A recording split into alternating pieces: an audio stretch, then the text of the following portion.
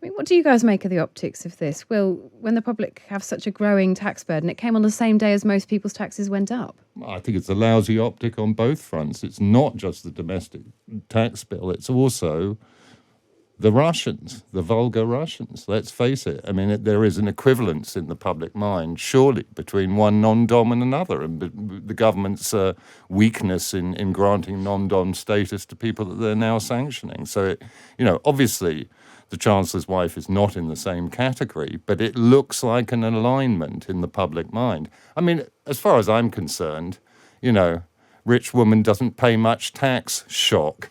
It really isn't. This has been going on for a very long time, that very wealthy people pay much less tax than poorer people. The tax changes tend to be regressive when governments are making a big noise. So, I think they'll weather this one out. We've all known that Sunak was married to a very, very wealthy person for a very long time now.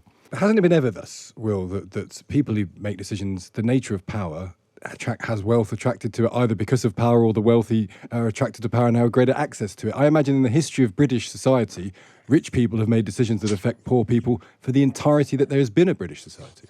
I think one of the paradoxes about Sunak, of course, is he's not altogether to the manner born. I mean, he's a nice middle-class boy and the kind of son of doctors, as I remember it. He's bootstrapped his way by becoming a Wickhamist and by starting to consort, and then through hedge funds.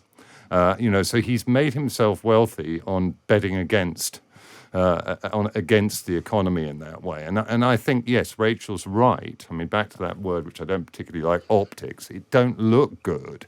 But I think the paradox is that the shine on Rishi was always that he'd risen without trace.